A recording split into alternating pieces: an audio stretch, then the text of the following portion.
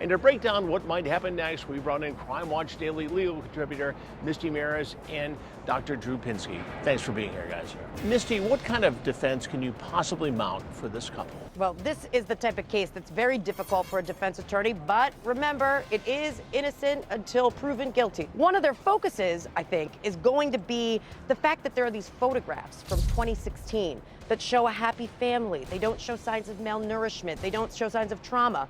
And what you're going to see is the defense attorney focusing on that and saying, this hasn't been going on since 2010. This is, if anything, a much shorter time frame. Just because they looked happy at Disneyland, it means nothing. Again, I want to hold these defense attorneys accountable for this stuff. I'm sorry, they're entitled to a defense, but I want the attorneys to kind of think about it before they mount You've studied this case. What do you make of it? As I think about these things, I consider them sort of a family cult. There can be a cult of two. Domestic violence, in a sense, is sort of a cult of two. In this case, the father seemed to be hyper-religious. He's probably psychotic.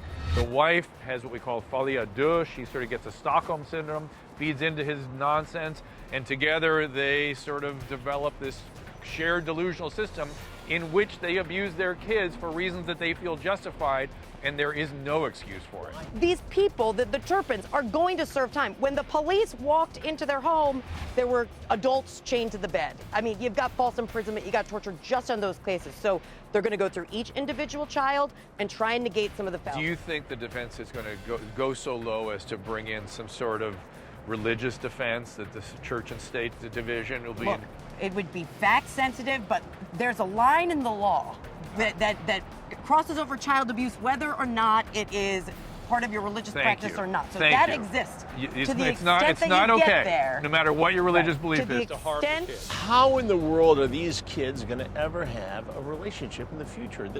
There has got to be trust issues here. Oh, there will be, for sure. And people that are traumatized, particularly at the hands of intimate relationships like parents and in childhood, they're injured in a way just as if you had some severe leg injury, it never fully heals.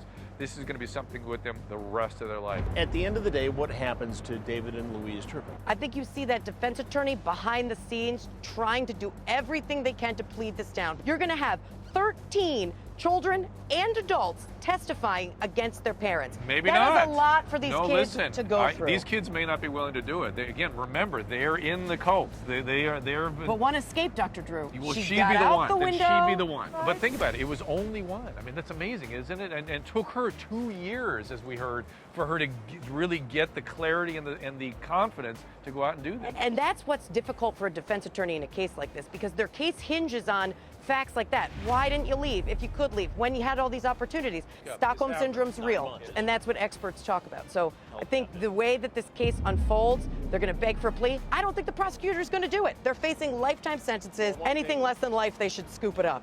Dr. Drew, Misty, thank you for helping us understand these cases. I'm Chris Hansen. If you like this story, make sure you tune in every day to Crime Watch Daily. You can find where the show airs in your city at crimewatchdaily.com. Watch it live or record it on your DVR and watch it at